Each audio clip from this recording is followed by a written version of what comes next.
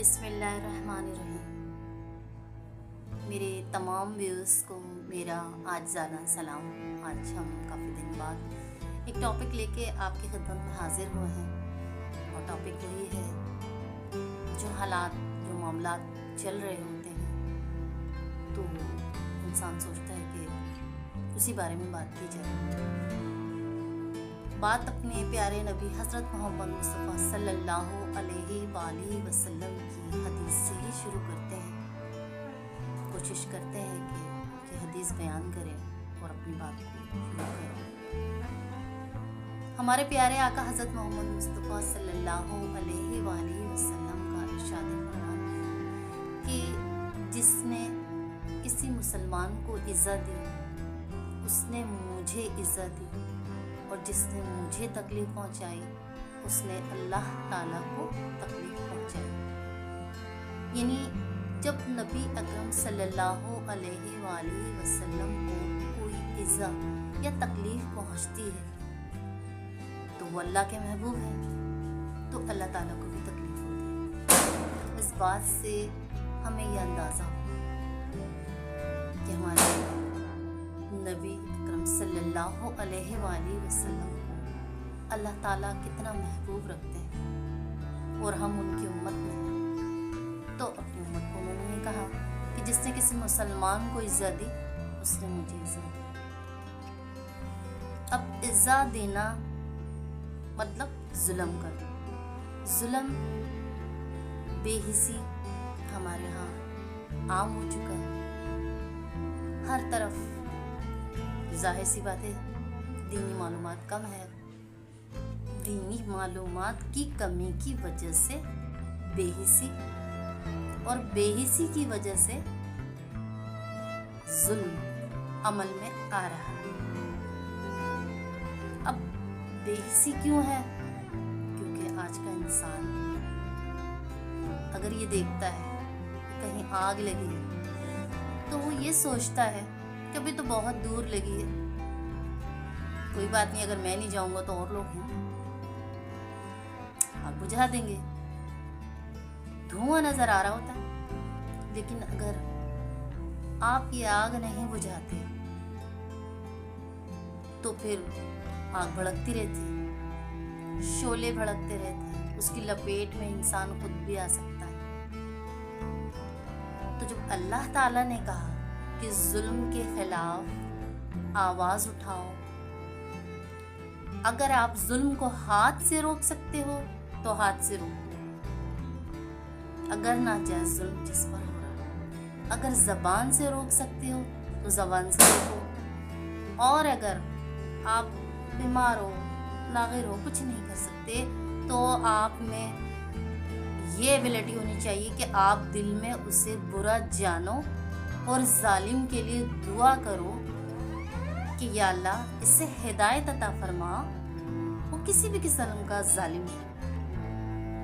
For example کوئی چوری کرتا ہے، کسی کا موبائل چھین کے بھاگ جاتا ہے تو وہ ظالم ہوا، کسی کی چیز چھین کے بھاگ گیا وہ ظالم ہے۔ تو اور اگر ہدایت کے قابل نہیں ہے تو کافر کردار تک اسے پہنچا دے۔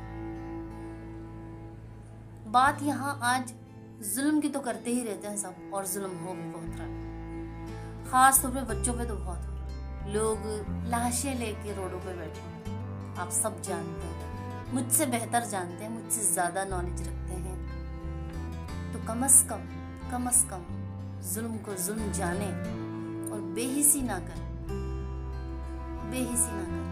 کیونکہ جب انسان بے حس ہو جاتا ہے تو ظالم طاقتور ہو جاتا ہے۔ آپ اس کے لیے اقدام کریں، اقدام نہیں کر سکتے تو کم از کم اسے دل میں برا جانیں، اور ان لوگوں کے لیے دعا کریں میرے ساتھ جو مظلوم ہیں، جن پہ ظلم ہو رہا ہے۔ ہم اور آپ اپنی جاگتی آنکھوں سے دیکھ رہے ہیں اور سوچ رہے ہیں کہ دھواں، وہ تو دھواں ہے دور، تو ضروری نہیں کہ دھواں دور ہے، پھر اس کی تپش آتی ہے، پھر لپٹیں آتی ہیں، اور پھر آگ سب کے ہی دامنوں میں لگی۔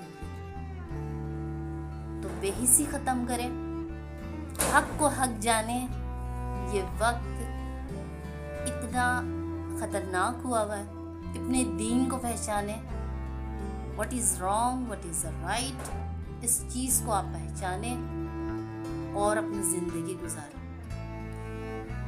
बात शॉर्ट ये है कि अंधेर नगरी चौपट राज, अंधेर नगरी है चौपट राज। तो आप अंधेर नगरी में चल रहे हैं, जब आप अंधेरे में चल रहे होते हैं तो कदम फूंक फूंक के चलते हैं। कदम फूंकने का मतलब ये नहीं कि बेहिस हो जाए, कदम फूंकने का मकसद ये है कि जाने कि जालिम कौन है और मजलूम कौन है। मेरा आपसे आज यही इरादा था बोलने का, और अल्लाह ताला हम तमाम लोग दुआ गोए हैं जो लोग नाहक शहीद हो गए, जिन बच्चों पे नाहक जुल्म हुआ, जिन बच्चियों पे नाहक जुल्म हुआ, अल्लाह ताला उनके दर्जात को बुलंद बुलंद बाला फरमाए और हमें जुल्म के खिलाफ सोचने समझने की सलाहियत अता फरमाए, नबी करीम सल्लल्लाहु अलैहि वसल्लम के फरमान के मुताबिक, और हमें बेहिसी से बचाए और हमें जालिमों की पर्दापोशी करने से भी बचाए। अगर किसी ने जुल्म होते देखा और इस डर से कि मैं भी फंस जाऊंगा और जालिम की पर्दापोशी की, तो उसे जवाब देना पड़ेगा, उसे जवाब देना पड़ेगा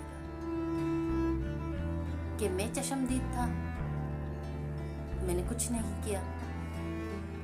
दिल पे बड़े बड़े बोझ, भारी भारी बोझ लेके जीने से बेहतर है कि 4 दिन की जिंदगी इंसान जी मगर सच्चाई और हकीकत के साथ जी। अल्लाह आप हामी नासिर हो। सल्लू अलल हबीब सल्लल्लाहु ताला अला मोहम्मद